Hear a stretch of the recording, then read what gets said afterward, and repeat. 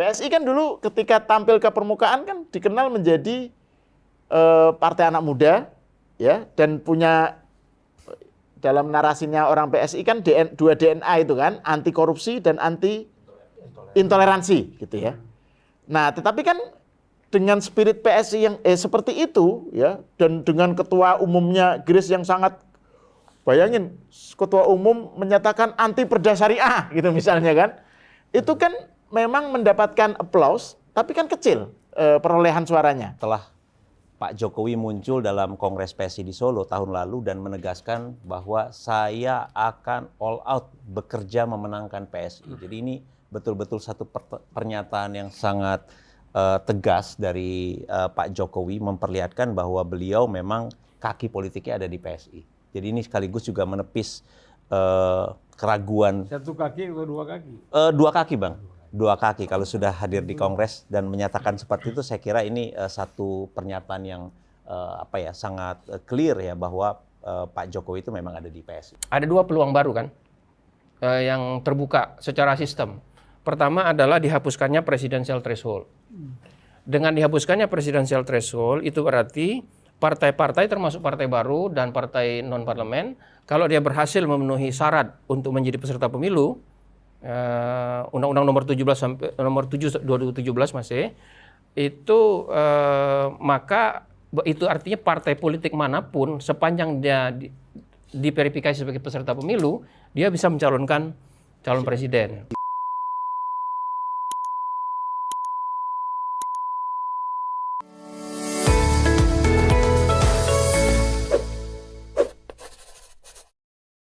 Oke, assalamualaikum warahmatullahi wabarakatuh. Waalaikumsalam. Salam sejahtera buat kita semua. Salam juga untuk seluruh para penonton Unpacking Indonesia, Majelis Antitesis. Assalamualaikum warahmatullahi wabarakatuh. Dua kali assalamualaikum. Apa Bang? Kurang semangat. Bukan, karena ada partai pergerakan.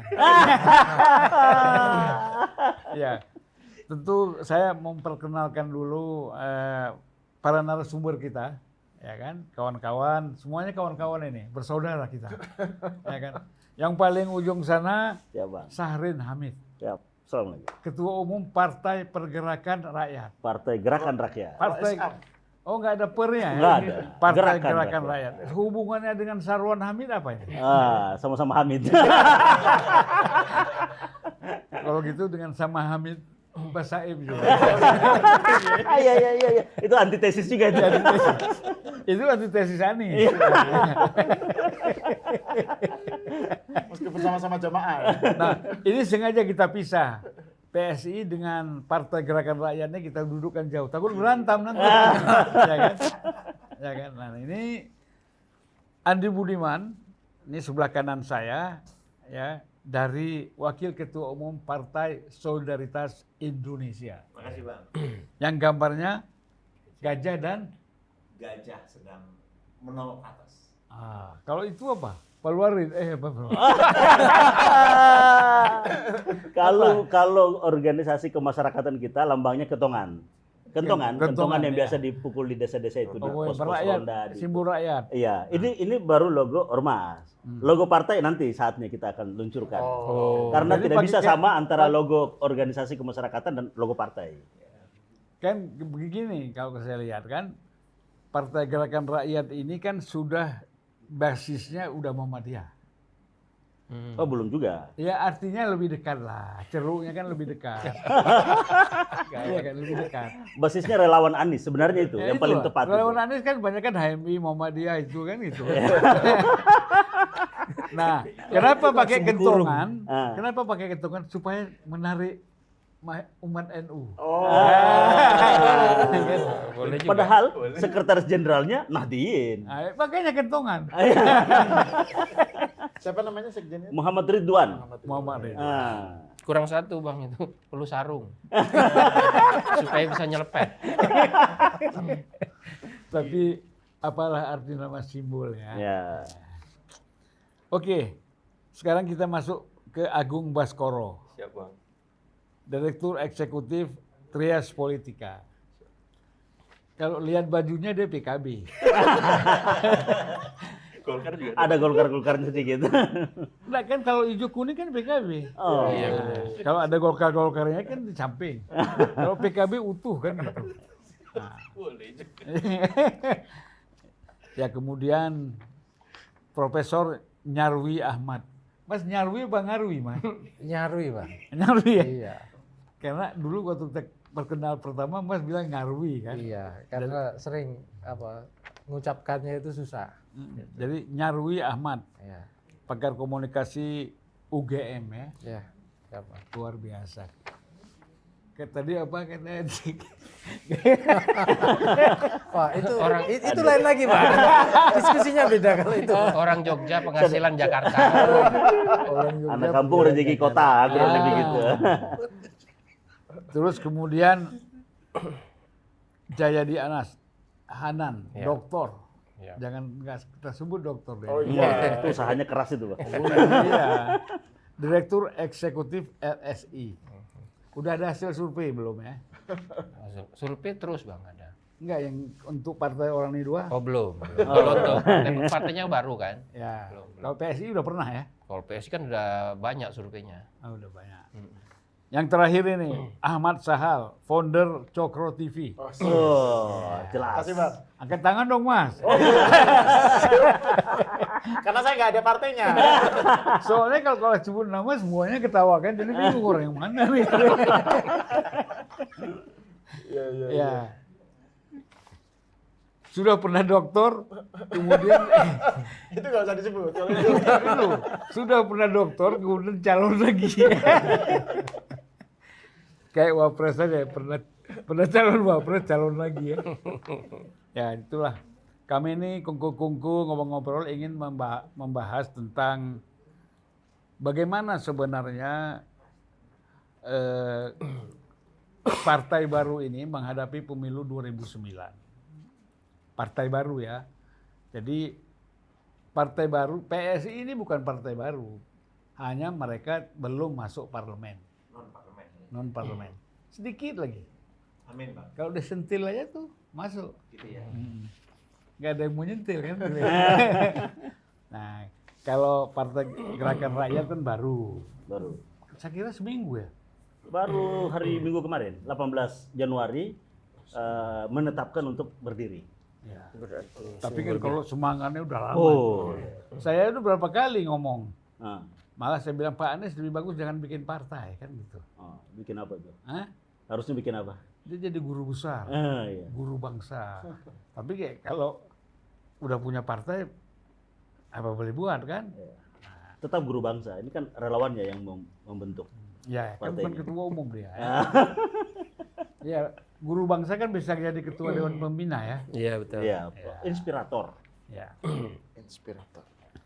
Saya kira semua kita udah tahu lah apa yang kita mau bicarakan. Terus terang saya nggak tahu, Bang. Itu tadi bagaimana peran partai, peluang partai baru dan partai yang non parlemen untuk menghadapi pemilu nanti. Karena sekarang begini, pemilu masih jauh, tapi pembicaraan udah soal pemilu aja sekarang, ya kan? Ada satu partai lagi kan yang baru yang GB. Gema Bangsa. Gema Bangsa. Ya dia kan nggak ikut di sini, nggak usah kita bahas, Mas. Offside ya. Ya, saya mulai dulu dari Andi Budiman. Silakan, Bung Andi. Bicara kira-kira PSI itu melihat peluang, tantangan, ya kan, masa depan ini seperti apa dengan optimisme, pasti semua optimis ya. Ya. Terima kasih Bang Zulfan. Ngomong soal optimisme, memang 2029 ini atau menatap 2029 ini optimisme kami di PSI ini lebih berlipat ganda ya. Terutama setelah Pak Jokowi muncul dalam Kongres PSI di Solo tahun lalu dan menegaskan bahwa saya akan all out bekerja memenangkan PSI. Jadi ini betul-betul satu pernyataan yang sangat tegas dari Pak Jokowi memperlihatkan bahwa beliau memang kaki politiknya ada di PSI. Jadi ini sekaligus juga menepis keraguan. Satu kaki atau dua kaki? Dua kaki, Bang. Dua kaki kalau sudah hadir di Kongres dan menyatakan seperti itu, saya kira ini satu pernyataan yang sangat clear ya bahwa Pak Jokowi itu memang ada di PSI. Lihatnya ke sana, Mas. Lihat ke sana ya. Soalnya saya hadir waktu Pak Gitu Jokowi ya. ngomong. Ya, hadir ya, yang lain mungkin ngelihat di berbagai rekaman juga. Jadi pertama itu ya yang membuat keyakinan kami bahwa Pak Jokowi ini tokoh yang merupakan role model PSI. Sekali lagi PSI sendiri memang lahir dari keinginan untuk memperjuangkan apa yang memang menjadi visi misi Pak Jokowi dalam membangun Indonesia itu agar diperkuat dan dilanjutkan. Jadi kami punya keyakinan itu. Jadi dengan dukungan dari Pak Jokowi ini yang akan bekerja keras membela all out membela atau memperjuangkan PSI di 2029 ini menjadi modal yang cukup kuat. Jadi sekali lagi PSI sudah menyatakan diri sebagai partai super terbuka.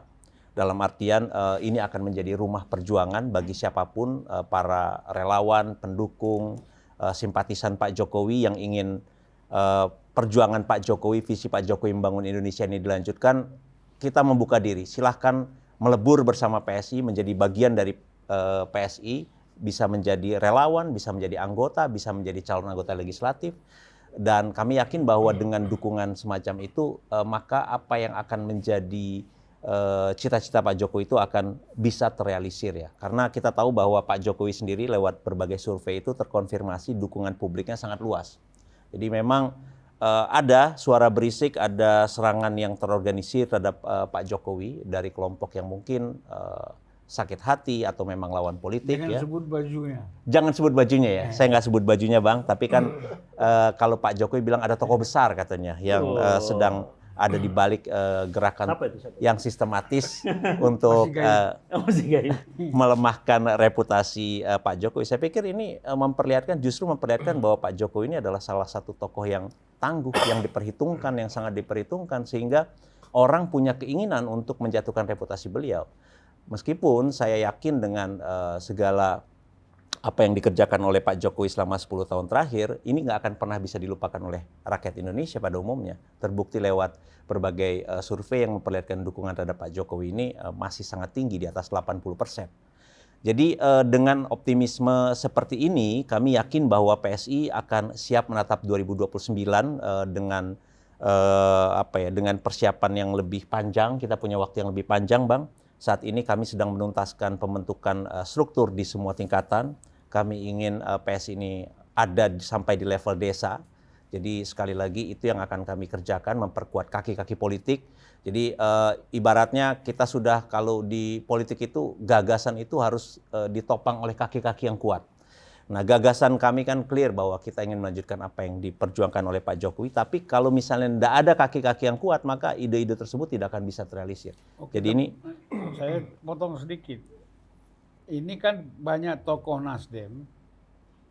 Ya, sebenarnya saya nggak tahu seberapa banyak, tapi paling tidak didengkot di Nasdem lah, sudah pindah ke PSI.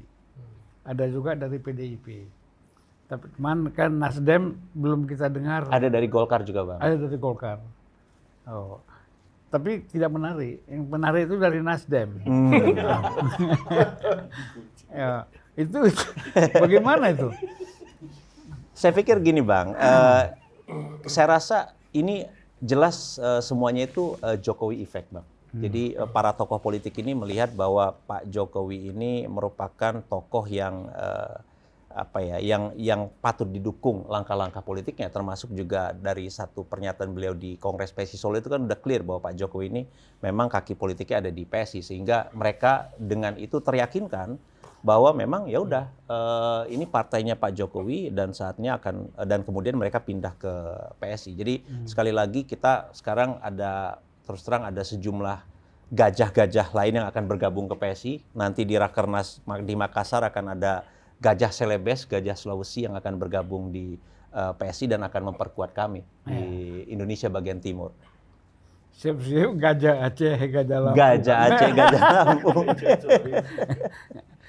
Itu kalau bicara gajah sesungguhnya. Ini kan gajah dalam pengertian Metaforik. Simbol. Silakan, Bung Sahrin. Ya. Sahrin Hamid. Siap. Tidak ada hubungannya dengan Sarwan Hamid. Ya. Kalau gerakan rakyat memang kalau kita lihat yang pertama ya sebelum masuk ke 2029 yang nanti, ya mungkin kita ke belakang sedikit bahwa sebenarnya dari mana proses sehingga lahir Partai Gerakan Rakyat ini. Jadi tanggal 18 Januari kemarin itu baru menetapkan melalui rapat kerja nasional oleh peserta rapat kerja yang datang dari Sabang sampai Merauke, 38 provinsi dan 402 dari 514 kabupaten kota yang hadir.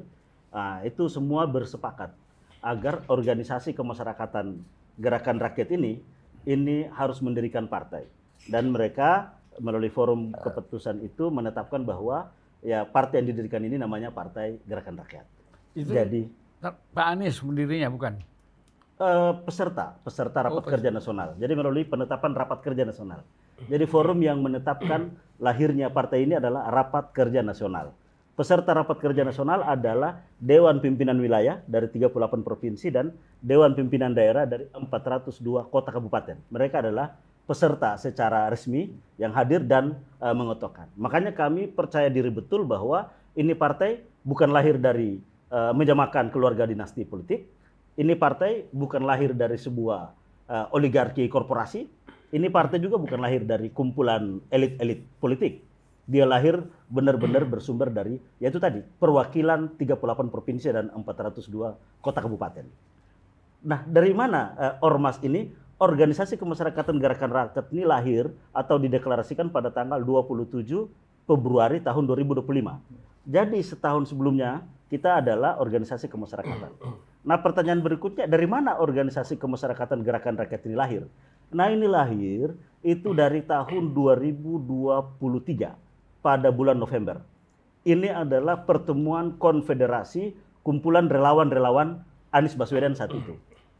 Relawan yang lahir secara organik dari kumpulan rakyat yang memiliki cita perubahan yang sama, yang memiliki semangat agenda-agenda perubahan, yang kemudian lokomotifnya adalah Anies sebagai tokohnya. Karena ini muncul secara organik, kemudian itu berjumlah hampir 1.000 kelompok relawan yang kita tahu, terkonfederasi dalam berbagai macam konfederasi-konfederasi relawan. Inilah yang bertemu di Bogor pada 4 sampai dengan 6 November tahun 2023. Jadi kira-kira suaranya sudah ada suara 28% lah ya. Ya, kalau kita merujuk pada hasil 2024, hasil dari kerja semua, baik itu partai pendukung, baik itu relawan Anies yang tergabung dalam konfederasi yang kita sebut dengan Gerakan Rakyat, maupun para simpatisan dan rakyat secara organik, nah itu hasilnya kan kita sudah tahu. Ada 24,9% atau sekitar 40 juta yang mendukung Anies dan Muhaimin Iskandar. Dan kemudian setelah itu habis Pilpres kan ini cukup panjang waktunya. Pada bulan Oktober tahun 2025, bersatulah ketua umum Simpul Gerakan Rakyat. Waktu itu Gerakan Rakyat bentuknya adalah presidium. Presidium Gerakan Rakyat yang terdiri dari pimpinan presidium ada 17 orang yang merepresentasi 17 konfederasi dari berbagai macam. Sektor buruh, mahasiswa, relawan, dan semuanya ini berkumpul di sini. Nah, inilah yang kemudian bekerja secara teritori berbasis elektoral yang membuat Simpul sampai dengan kecamatan, desa, sampai bahkan ada yang beberapa yang TPS seperti Sumatera Barat, Aceh, dan Jawa Barat. Oke, kita masuk ke Bung Jayadi nih. Soal persentasenya berapa kan survei Bung Jayadi nanti menentukan itu ya. Silakan Bung.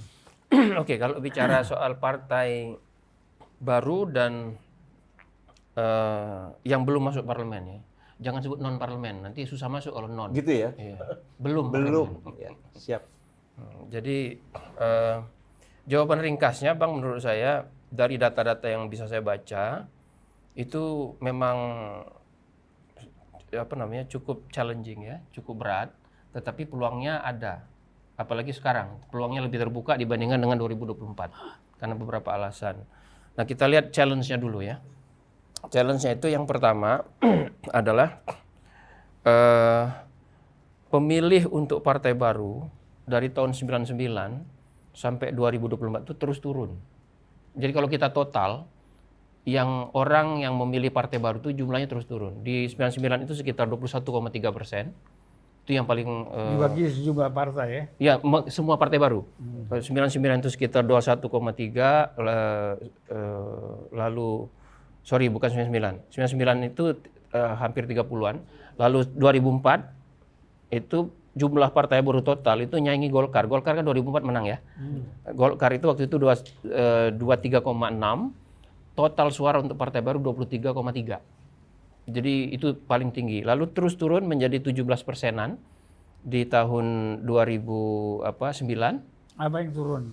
99 21,3%. Kemudian 2004 turun menjadi sekitar 19% atau 17%. Lalu 2009 turun lagi menjadi 12%, 12,7. Untuk partai baru. Partai baru, total partai baru. Lalu tahun 2014 menjadi 6,7%. Waktu itu hanya satu partai baru lolos, partainya Abang waktu itu, Nasdem. Lalu tahun 2019 itu 7,2%. PSI ikut pertama kali waktu itu, tapi tidak ada yang lolos partai baru ke parlemen. 2024 lebih kecil lagi, kalau kita hitung hanya partai baru, cuma sekitar 3%-an kan, ya kayak Prima, Gelora dan sebagainya. Itu artinya bahwa pasar untuk partai baru, kalau mereka tidak melakukan sesuatu yang cukup signifikan, itu kecil jumlahnya. Nah, yang kedua adalah ada kecenderungan pemilih partai-partai yang ada di parlemen itu cenderung ajak. Orang yang tadinya milih partai tersebut cenderung milih partai itu. Atau kalaupun ada pindahnya ke partai-partai yang ada di parlemen itu aja. Itu kalau kita ukur itu bisa menggunakan apa yang disebut dengan indeks volatilitas pemilu. Nah, indeks volatilitas pemilu itu terus turun. Indeks volatilitas pemilu itu mengukur berapa persen orang pindah partai dari satu pemilu ke pemilu berikutnya. Nah, volatilitas pemilu yang kita miliki dari 99 ke 2004 itu sekitar 25%-an.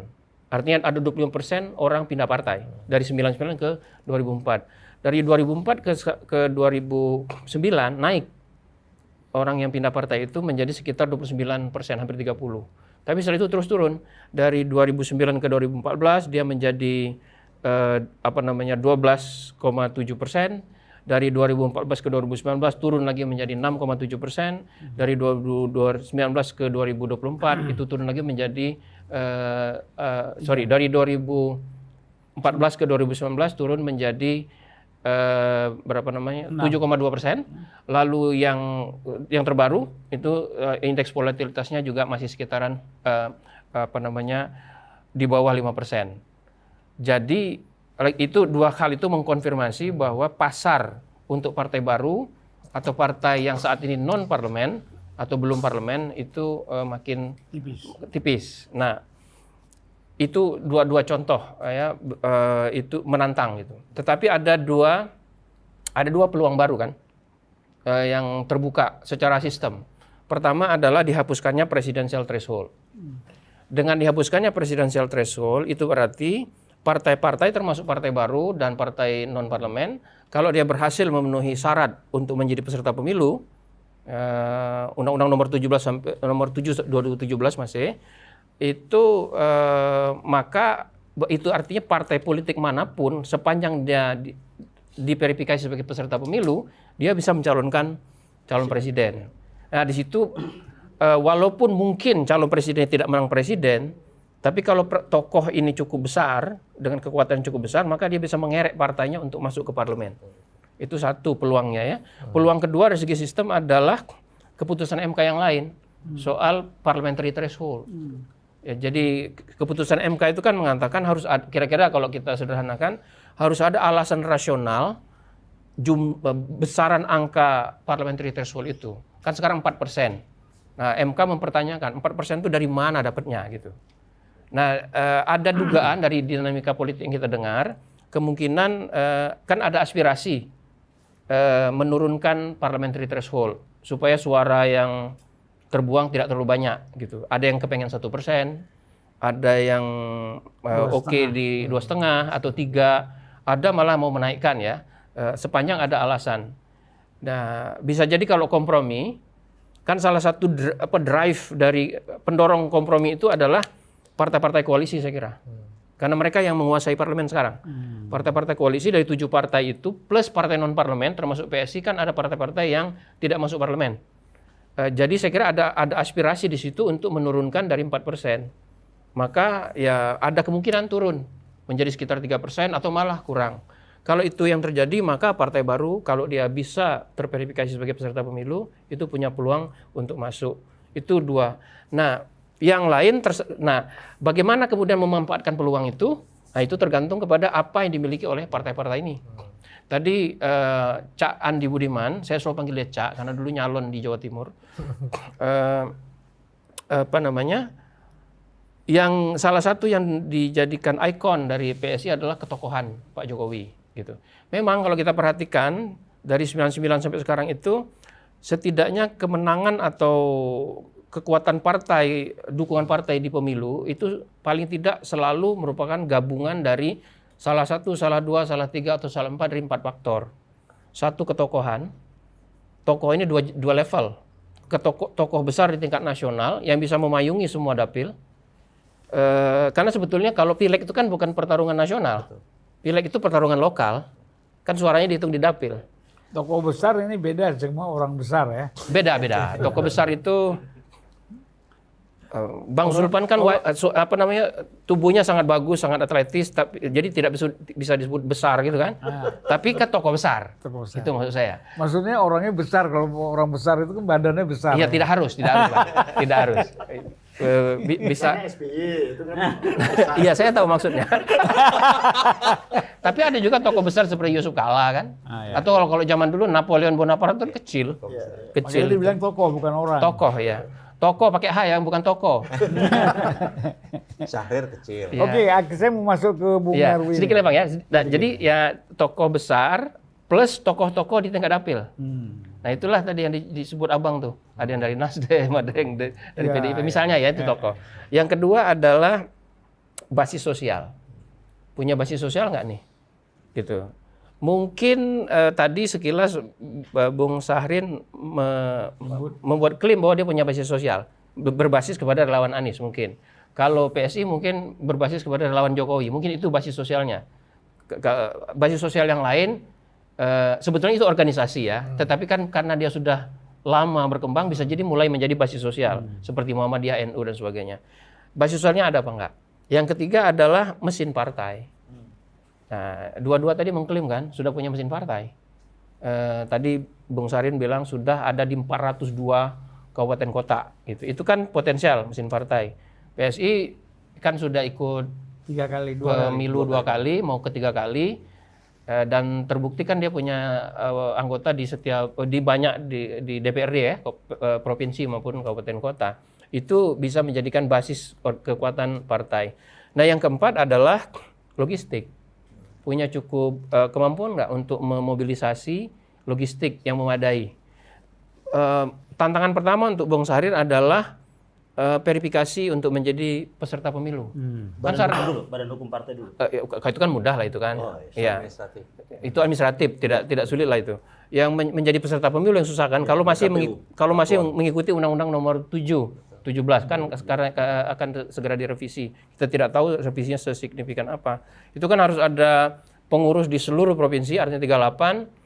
Pengurus di minimal 75% dari provinsi, lalu pengurus di minimal 50% kabupaten kota itu. Kecamatan, 50% kecamatan, 75% kota kabupaten. 75% kabupaten, 100% lalu provinsi. Iya, 100% provinsi, lalu di bawah kecamatan harus ada 1.000 atau 1/1000. 1/1000. Itu kan tidak mudah ya.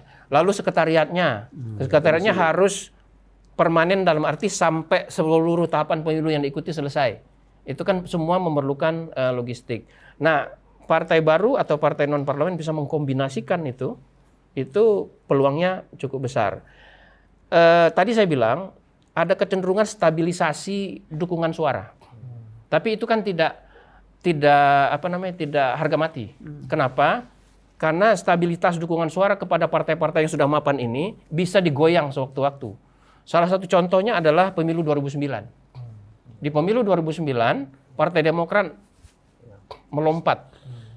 Artinya stabilitas dukungan partai bisa digoyang. Apa yang bisa menggoyang? Antara lain ketokohan yang sangat besar itu. Nah, jadi pertaruhannya di situ. Apakah punya tokoh yang besar di tingkat nasional apakah punya tokoh-tokoh yang berada di masing-masing dapil, katakanlah begitu. Lalu seberapa kuat nanti berhadapan dengan partai-partai yang sekarang sudah mapan gitu. Nah, faktor kedua yang bisa menggoyang itu adalah jangan lupa ikatan pemilih dengan partai-partai walaupun stabil itu kebanyakan bukan ikatan ideologis. Kebanyakan hanya beberapa partai yang cukup punya ikatan ideologis. Sebut saja PDI, kemudian sama PKS, itu yang utama. Kalau PKB sama Muhammadiyah itu ada ikatan basis sosial yang kuat. Nah, tapi selebihnya itu ikatan ideologisnya kurang. Kalau ikatan ideologis kurang, itu sebetulnya bisa digoyang. Salah satu buktinya adalah sampai hari ini party identification, ikatan emosional psikologis pemilih kita terhadap partai-partai dan kecenderungan dia untuk terus-menerus memilih partai itu hanya di kisaran angka 15%. Artinya 80-85% orang tidak punya ikatan emosional psikologis dengan partai, walaupun dia partai besar. Nah, itu juga peluang. Kalau bisa memanfaatkan itu, maka itu tadi saya bilang cukup menentang, tidak mudah, tapi dengan perkembangan-perkembangan dan data tadi, partai baru, partai non-parlemen punya peluang untuk masuk ke parlemen di 2029. Oke. Mas Nyarwi, Ya, Bang. Prof, ini kan begini, menarik sekali apa yang dikatakan tadi kan. Sementara daya tahan pemilih untuk partai-partai yang sudah masuk parlemen, itu kan boleh kita katakan makin besar. Sementara kan masyarakat ini kan semakin muak dengan partai kan. Kan gitu. Tapi animonya untuk memilih mereka juga semakin besar. Sementara partai baru atau partai non-parlemen ini kan semakin kecil. Ini gejala apa, Mas Nyarwi lihat ini? Gini, Bang. Kalau saya mungkin merangkum dari pertanyaan Abang ya, dan juga nyambung ke Mas Jayadi. Tadi kan kalau yang disampaikan Mas Jayadi kan di awal ada kesan skeptis ya terhadap nasib atau peluang partai-partai baru atau partai yang belum masuk parlemen. Kita sederhanakan ke sana ya. Bukan hanya partai baru tapi bahkan partai yang belum masuk ke parlemen. Sebenarnya kalau saya sendiri, Bang, peluangnya itu boleh dibilang sangat besar. Tetapi ada tetapinya ini yang agak rumit. Seperti dibilang tadi, ini kan Jakarta, agak besar dikit suaranya. Ya, peluangnya itu, Bang. Ini diulangi ya. Ya, peluangnya itu besar, Bang. Ya, tetapi memang kegagalan mayoritas ya. Mayoritas itu karena kegagalan dalam membaca, menyikapi maupun katakanlah bertarung ya dengan kelompok-kelompok yang sudah ada ya. Nah, kenapa saya katakan peluangnya besar? Saya setuju dengan data-data yang disampaikan Mas Jayadi tadi ya. Misalnya tingkat partai ID yang masih rendah, volatilitas yang makin menurun. Itu dua indikator yang harus dipegang. Artinya tantangannya itu luar biasa besar. Tapi kita lihat dulu pelan-pelan ya. Pertama, ya ini kalau kita bicara partai baru atau partai apapun yang belum masuk parlemen, itu kan harus dilihat kalau dalam pemasaran politik, pasarnya itu ada nggak? Pasarnya di mana? Kan itu intinya. Semua kalau dalam marketing kan gitu, orang mau menjual apapun ibaratnya ada yang beli nggak? Kira-kira gitu pertanyaannya.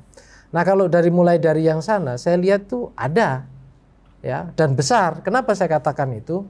Begini, kemarin aja untuk data pemilu ya, yang memilih, jumlah pemilih yang menggunakan hak pilihnya itu kan katakanlah hanya sekitar kalau kita lihat ya itu 70-an%.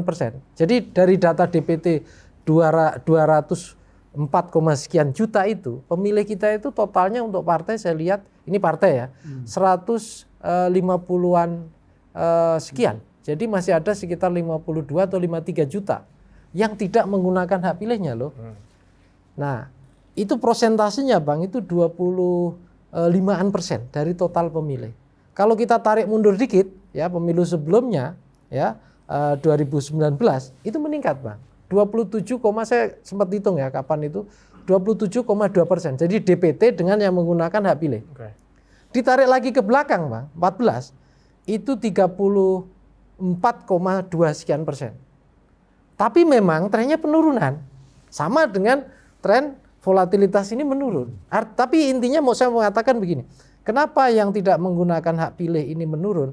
Bisa jadi ya, partai-partai yang lama atau yang established itu makin inovatif dengan berbagai hal lah ya, dengan sumber dayanya, dengan apa saja gitu ya. Yang kedua, penyelenggara pemilu juga makin bagus memfasilitasi, ya kan? Nah yang ketiga ini pemilih juga awareness-nya makin bagus juga, harus menggunakan hak pilih. Karena sadar dia sebagai pembayar pajak, dia juga harus menentukan pilihan, menggunakan hak politiknya itu. Tetapi kita anggaplah, artinya celahnya itu kan masih berebut di angka kalau kemarin pemilu kemarin 25%, Bang.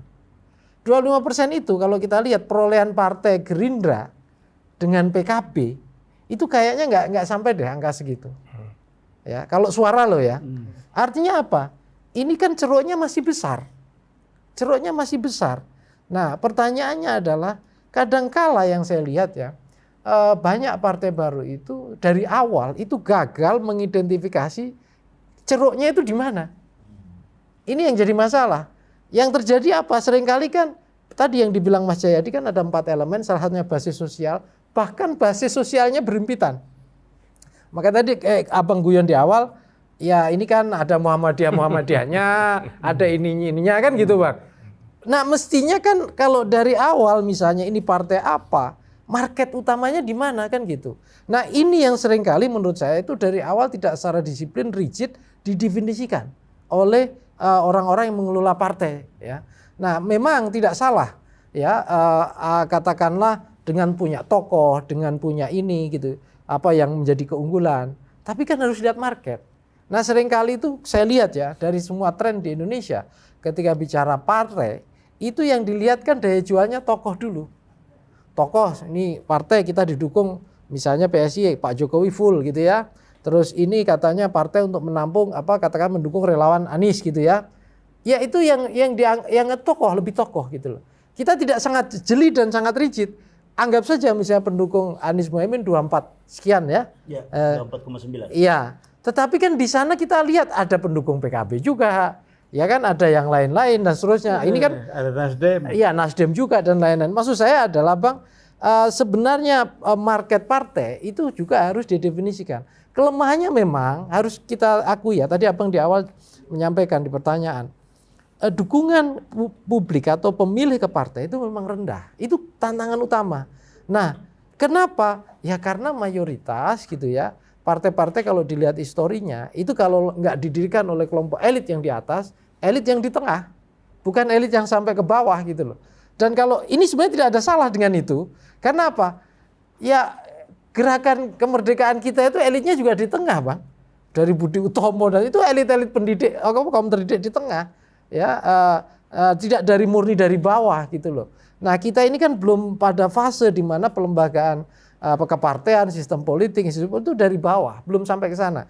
Nah di sini kan memang ada tugas termasuk melakukan pendidikan politik, membuat dia mengakar, termasuk merangkul tokoh lokal dan seterusnya. Nah ini memang ramuan-ramuan yang memang dibutuhkan, bukan sekedar gitu ya endorsement dari tokoh-tokoh yang tadi nama-nama besar gitu. Nah saya tambahkan lagi Bang tentang ini ya, bahwa peluangnya luar biasa besar sebenarnya.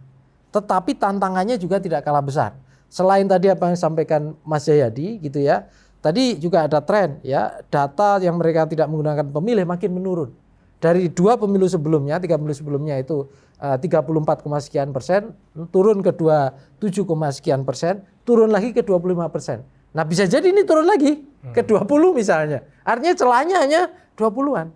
Ya. Karena kita harus lihat juga generasi yang berubah. Yang kemarin kan diwarnai generasi Z dan seterusnya. Nah sekarang tentu ada perilaku pemilih generasi yang berbeda. Karena ada beberapa studi juga yang menunjukkan generational gap itu terjadi Bang. Orang-orang misalnya yang makin tua itu cenderung kemana, yang anak muda pilihannya juga beda. Termasuk yang di aktivis partai loh ya. Di aktivis partai juga jangan salah. Anak-anak mereka yang lebih muda itu pasti punya imajinasi yang berbeda dengan yang di atasnya. Ya, itu juga harus jadi kendala-kendala. Nah, yang harus diatasi. Nah, balik lagi, memang ini yang harus dipecahkan menurut saya. Para partai-partai baru ataupun partai yang belum masuk parlemen di Indonesia untuk memecahkan rekor sejarah. Ya, pemilu yang ada sampai hari ini, Bang, itu menurut saya itu masih panggung partai lama. Ya dong, bisa kita lihat siapa sih pemenang pemilu? Kalau nggak Golkar, PDIP, dulu PDI gitu ya. Ya kurang lebih itu. Ya. Ya kecuali nanti suatu saat kalau ini nanti Gerindra misalnya berikutnya bisa tembus, nah dia partai baru satu-satunya pasca reformasi maksud saya yang bisa menerobos itu. Ya. Nah, di luar itu yang terjadi adalah sejarah partai-partai baru yang dari pemilu ke pemilu itu rontok.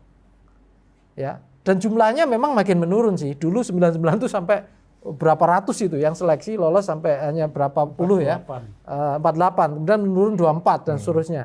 Tapi intinya adalah kita sering menyaksikan pemilu dari pemilu ke pemilu itu istilahnya hanya sejarah museum kuburan dari partai-partai baru itu.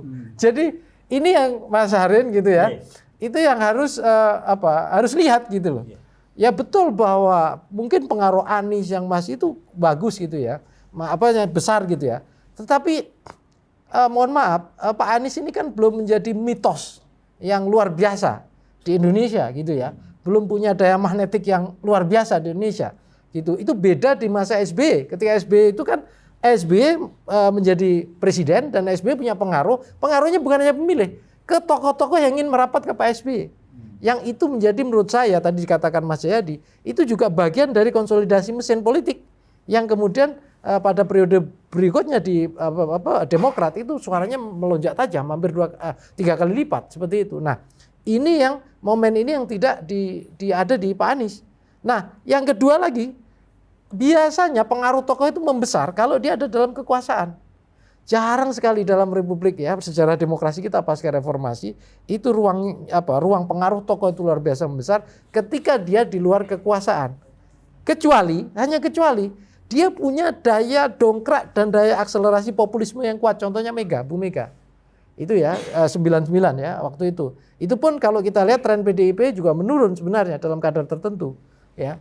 Nah, dalam konteks yang setelah ini itu belum teruji ya. Bahkan PSI, mohon maaf Mas Andi Budiman, yang di-endorse Pak Jokowi kemarin pun itu susah untuk melonjak. Gitu ya. Artinya padahal pada fase dia ada di dalam kekuasaan loh. Artinya ginilah. Memang luar biasa tantangan partai baru ya. Walaupun celah pasarnya itu masih cukup besar. Berebut di angka 25 ya persen gitu sampai minimal paling enggak 20-an%. Tapi angka ini gede loh. Ini lebih dari 3 kali parliamentary threshold. Artinya bisa menciptakan 3 partai baru yang lolos parlemen sebenarnya. Nah, tentu ini tantangan termasuk bertarung bukan hanya dengan partai lama, tapi dengan partai-partai baru yang masih punya angka berkisar di bawahnya PSI ini rata-rata 1% sekian atau kurang. Kira-kira itu, Pak. Mas. Saya ini kayak guru SMA aja. Siapa? Apa? Kalau ada yang ngantuk suruh bicara. Saya lihat tadi Mas Sahal udah ngantuk. Silakan Mas. Siapa? Saya disebut terakhir, Bang. Ini aja dulu. Agung dulu. Saya Masih pengen ngantuk. merenung, Pak. Tapi jangan ngantuk. Berarti Mas Sahal tuh ngantuknya ngantuk Gus Dur. Oh iya. Iya. Tapi merenung. Iya, begitu. Jarang loh saya ngantuk sebenarnya tuh. Iya. Ya walaupun ngantuk paham semua itu. Silakan Mas Agung. Yuk Mas Agung dulu. Oke Bang, saya berangkat dari pengalaman praksis sebagai konsultan saja Bang. Jadi tadi senior saya, guru saya, abang saya sudah memaparkan secara luar biasa secara teoretik. Yeah. Jadi pengalaman praksis sebagai konsultan itu seringkali partai-partai baru menyamakan strategi di Pilpres Ini dengan di bukan Pileg. Bandung nih, ini Jakarta suara gede dikit. Siap. Jadi strategi di Pilpres sama di Pileg disamain Bang. Seperti itu. Nah, ketokohan satu hal, tapi itu tidak menjamin bisa menular ke dapil.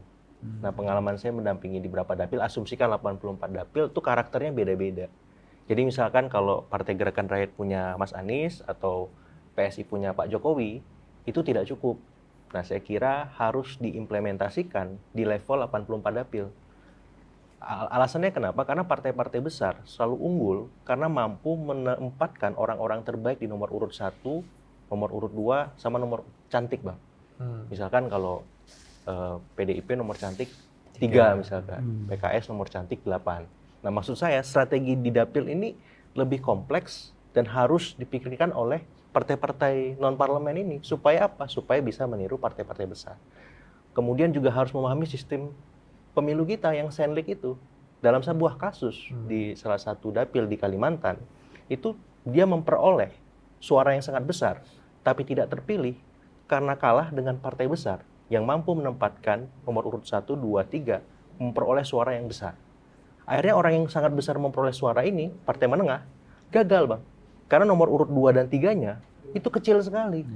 Jadi Bang Syahrin, Bang Andi, ketika nanti di dapil, pastikan kapasitas, kemudian popularitas, akseptabilitas, sampai isi tas, nomor urut 1 sampai nomor urut 2 dan nomor urut 3, itu jangan gapnya jauh. Tapi yang kedua, fokuskan saja, nggak perlu 84 dapil dikuasai semua. Mana kira-kira dapil yang menjadi basis utama. Sehingga ekosistem politik yang kondusif ketika parliamentary threshold diturunkan, itu bisa dimanfaatkan dengan optimal. Ya soal tadi ada yang belum memilih, volatilitas suara, itu kan saya lihat itu sebagai guideline. Tapi praksisnya di lapangan, tolak ukurnya tetap ketokohan di dapil. Bagaimana bisa partai-partai baru ini memastikan nomor urut 1, 2, dan nomor urut cantik itu ditempatkan orang-orang yang luar biasa. Kenapa 3 disebut cantik? Karena perempuan? Kenapa? Karena nomor partainya Nomor partai Bang. Nomor urut partai, Pak. Oh. Kan Sesuai dengan nomor urut partai. iya, gitu. Karena kan sekarang kan 3-1 kan. 1-2 laki, 3 perempuan. Oh, gitu ya. Cantik juga. Oh itu maksudnya. Oh, arahnya ke sana. Belum nyampe, Bang. Umurnya belum cukup mungkin. Ya, Bang. Jadi kalau saya lebih fokus Bapak istri kan nonton.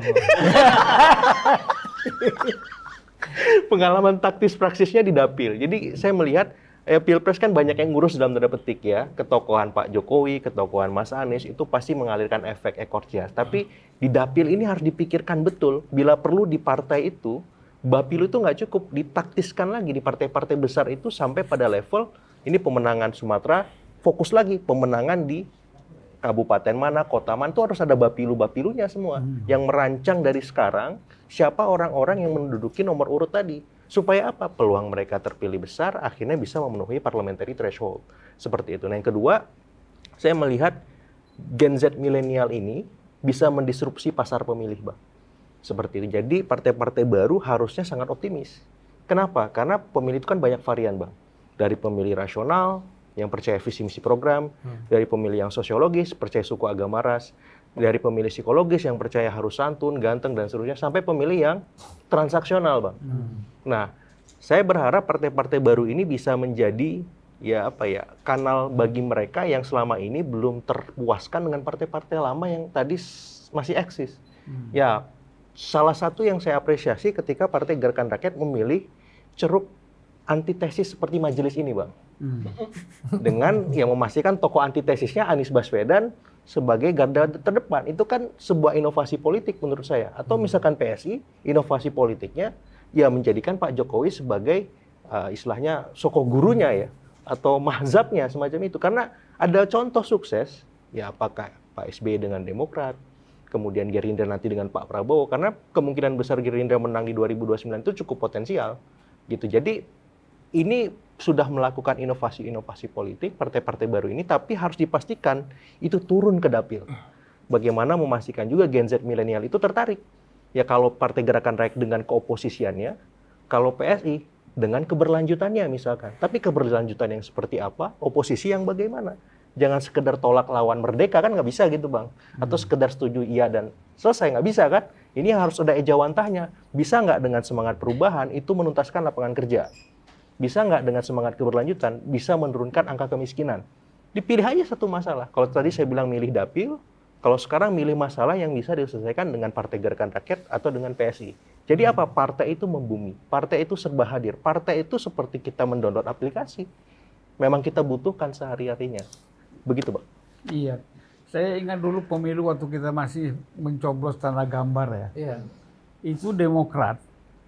Pertama pemilu kan ikut 2004. Dia menang, tapi nggak ada calonnya. Partai dicoblos kan, gambarnya Demokrat, tapi nggak ada calonnya, kosong karena terburu-buru waktu itu, ya kan sehingga dia dapat 7,8%. Ya. Silakan Mas Sahal. Ya, saya makasih Bang. Ini sudah nggak ngantuk. Saya ini sudah banyak yang diuraikan ya. Saya kan karena background saya itu filsafat politik, lebih ke pemikiran. Jadi saya mungkin masuk ke aspek yang lebih ide-idenya lah ya. Kan kalau kita lihat dulu partai di Indonesia itu kan mencerminkan aliran. Zaman Orde Lama kan santri, priayi, abangan. Itu kan dicerminkan santri itu Masumi NU, kemudian priayi itu PNI, PSI gitu ya. Abangan juga ada PNI, PKI gitu. Tapi poinnya adalah bahwa ada ide yang diperjuangkan. Ada program yang diperjuangkan sebagai derivasi atau breakdown dari ide itu. Nah, kemudian masuklah Orde Baru. Orde Baru kemudian mengalami deideologisasi, ya kan? Kemudian partai yang seakan-akan dianggap sebagai sesuatu yang membuat orang pecah belah, sehingga yang penting itu pembangunan, gitu, developmentalism lah, gitu. Dan partai yang berkuasa saat itu ya karya, gitu. Partai yang basisnya ideologi kan kemudian terpinggirkan, PDI dengan P3. Jadi fokusnya adalah yang tadinya itu kalau P3 dulu tuh visabilillah gitu, ininya jargonnya, kalau Golkar itu visibility. Nah, jadi dari visabilillah ke visibility gitu misalnya. Jadi itu satu tren perubahan yang terjadi pada Orde Baru. Kemudian reformasi, kita lihat banyak sekali partai dan sampai yang kita lihat seperti sekarang. Nah, pertanyaan saya kemudian, ini saya terbiasa jadi host, jadi saya memang sebenarnya banyak bertanya ya. Memang sekarang host kan? Iya, iya betul. Nah, pertanyaannya kemudian seberapa jauh ide itu tercermin dalam partai-partai sekarang? Apa yang membedakan satu partai dengan partai lain? Kalau dari segi penampilannya, kan kelihatannya memang beda kan antara PKS gitu ya, dengan katakan aja PDIP, antara Demokrat dengan misalnya P3 gitu. Tetapi ketika sudah masuk di parlemen, itu kan kemudian sangat cair. Jadi tidak ada lagi pertarungan ide-ide di situ. Tidak ada lagi pertarungan program. Dan itu yang kemudian dibaca oleh publik sebagai partai itu sama aja gitu. Dan itu yang juga tadi Bang Zulfan bilang bahwa publik cenderung sekarang muak dengan partai. Karena mereka tidak bisa berharap gitu. Jadi partai yang mereka anggap sebagai tadinya itu kendaraan untuk mewujudkan sebuah cita-cita tertentu berdasarkan ide tertentu, misalnya katakan aja entah dia sosial demokrat atau liberal atau Islam gitu misalnya ya, atau katakan aja apa yang lebih, kalau ada juga yang berdasarkan party of hope gitu ya, harapan, atau party of the past, masa lalu, tradisi gitu misalnya. Itu kan ide yang menjadi trademark dari partai-partai. Nah, sekarang dengan partai yang ada, itu sebenarnya terus terang susah kita untuk mengidentifikasi sebenarnya partai ini tuh memperjuangkan apa sih, gitu loh. Yang diperjuangkan itu apa, gitu. Selain soal tokoh, gitu, menang pilpres, gitu misalnya ya, atau misalnya melawan tokoh tertentu, gitu. Jadi ide itu menjadi sesuatu yang tidak terlalu penting jadinya, gitu, untuk orang berpikir mengenai partai gitu. Nah, pertanyaannya kemudian partai baru dan partai yang non parlemen itu seberapa jauh merespon soal ini gitu. Misalnya kayak Anies Baswedan itu dia sebenarnya sekarang ini memperjuangkan apa? Dulu waktu zaman lagi rame-ramenya Ahok, kan Anies mendapatkan stigma di branding sebagai politik identitas. Gitu kan. Tapi kan ketika menjadi gubernur kan banyak yang bilang Anies tidak semenyeramkan yang diduga atau yang ditakutkan. Kan dulu bilang kalau Anies menang suryahisasi gitu misalnya kan. Tapi ternyata kan enggak gitu ya. Malah ada banyak izin-izin IMB rumah ibadah yang terbit pada masa Anies misalnya. Itu kan narasi yang muncul. Nah pertanyaannya sekarang nih Anies nih mewakili apa dalam hal ide? Apakah dia hanya sekedar sosok yang ditampilkan untuk menjadi antitesisnya Prabowo saja? Gitu. Artinya sebenarnya arahnya itu sesimpel ya pengen menang pemilu 2029 itu. Gitu. Tidak ada sesuatu yang lebih besar dari itu, yaitu memperjuangkan ide, memperjuangkan gagasan, memperjuangkan program, dan seterusnya. Terus misalnya PSI. PSI kan dulu ketika tampil ke permukaan kan dikenal menjadi partai anak muda, ya, dan punya dalam narasinya orang PSI kan dua DNA itu kan, anti korupsi dan anti intoleransi gitu ya. Nah, tetapi kan dengan spirit PSI yang seperti itu ya, dan dengan ketua umumnya Grace yang sangat, bayangin ketua umum menyatakan anti perda syariah gitu misalnya kan, itu kan memang mendapatkan applause, tapi kan kecil perolehan suaranya. Nah sekarang PSI apalagi kan ada saingannya kan? Kenapa? Apalagi ada saingannya. Apalagi ada saingannya, PDI, betul. kan? PDIP gitu ya. Nah apalagi sekarang ketika dia harus sebagai partai kan harus mau nggak mau kan harus tidak lagi menjadi avant-garde terus, tapi dia harus menjadi partai normal, maksudnya partai yang harus berkompromi, harus reaching out kelompok yang lebih besar dan seterusnya. Itu artinya berarti dia harus menjadi makin bukan moderat ya, tapi nggak bisa galak lagi gitu.